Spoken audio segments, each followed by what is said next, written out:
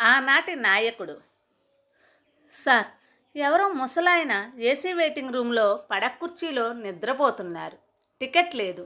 బయటికి వెళ్ళమంటే వెళ్ళట్లేదు. స్టేషన్లో వెయిటింగ్ రూములను పర్యవేక్షించే ఒక మహిళ స్టేషన్ మాస్టర్కి కంప్లైంట్ చేసింది. అది రాజమండ్రి స్టేషన్.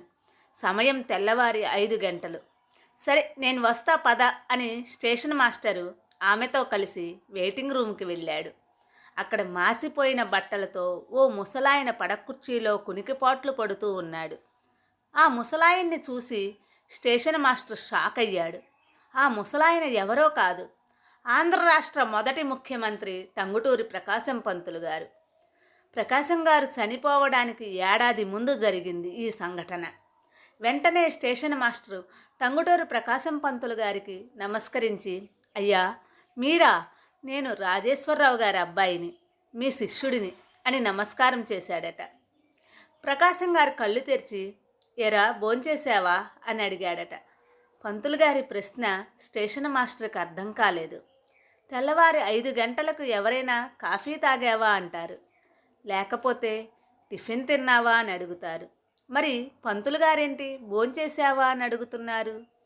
బహుశా వయసు మీద పడటంతో ఏం అడగాలో తెలియక ఇలా అడిగారేమో అనుకొని పంతులు గారితో, అయ్యా ఇప్పుడు సమయం తెల్లారి 5 గంటలు, మీరు కాఫీ తాగావా అని అడగబోయి భోంచేశావా అని అడిగినట్టున్నారు అని అన్నాడు.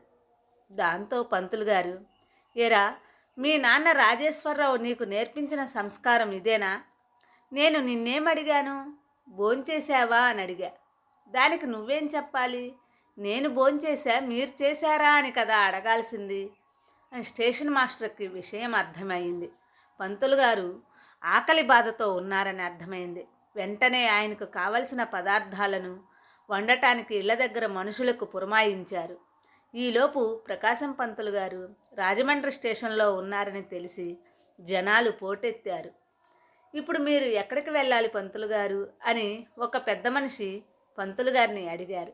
విజయవాడ వెళ్తా అన్నారు పంతులు గారి దగ్గర డబ్బులు లేవని తెలిసి అక్కడికక్కడే జనం తలా 2 రూపాయలు 5 రూపాయలు వేసుకొని మొత్తం 72 రూపాయలు పోగు చేసి పంతులు గారి జేబులో పెట్టి విజయవాడ రైలు ఎక్కించారు. రైలు బయలుదేరుతుందనంగా ఒక వ్యక్తి పరిగెత్తుకుంటూ వచ్చి పంతులు గారి కాళ్ళ మీద పడి, పంతులు గారు, మీరు రాజమండ్రి స్టేషన్లో ఉన్నారని తెలిసి 10 మైళ్ళ దూరం పరిగెత్తుకుంటూ వచ్చానయ్యా. భార్య క్యాన్సర్తో బాధపడుతుందయ్యా అంటూ పెద్దగా ఏడవటం మొదలెట్టాడు. పంతులు గారు వాడిని లేపి, ఏరా, మనుషులన్నాక కష్టాలు రాకుండా ఉంటాయా? ఇదిగో ప్రస్తుతానికి 72 రూపాయలు ఉంచు అని జేబులో ఉన్న 72 రూపాయలు వాడి చేతిలో పెట్టాడు. ఇదంతా చూసిన ఓ పెద్ద మనిషి, అయ్యా పంతులు గారు, మీ జేబులో ఉన్న మొత్తం వాడి చేతిలో పెట్టారు. మీకంటూ కనీసం ఓ 10 రూపాయలన్నా ఉంచుకోవాలి కదండి. సరే, ఎలాగోలా విజయవాడ చేరతారు. మళ్ళీ అక్కడ ఎవరో ఒకళ్ళు మీకు అన్నం పెట్టాలి. ఇంకొందరు పూనుకొని మిమ్మల్ని రైలెక్కించాలి. ఎంతో గొప్పగా బతికిన మీకు ఈ కర్మ ఏంటి పంతులు గారు అంటూ బోరున ఏడిస్తే పంతులు గారు ఆయన భుజం మీద చెయ్యేసి, ఏరా, నాకేమన్నా అయితే చూసుకోవడానికి ఇంతమంది ఉన్నారు, పాపం వీడికెవరు ఉన్నారా అని కళ్ళనీళ్లు పర్యంతం అయ్యారట. ఆ రోజుల్లో తమ కోసం కాకుండా జనం కోసం నాయకులు బతికేవాళ్ళు.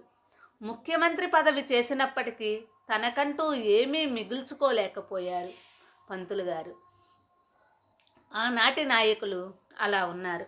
మా ఛానల్లో వచ్చే ఈ కథలు నచ్చినట్లయితే మా ఛానల్ని సబ్స్క్రైబ్ చేసి లైక్ చేయండి. మీ అభిప్రాయాన్ని కామెంట్ రూపంలో తెలియజేయండి.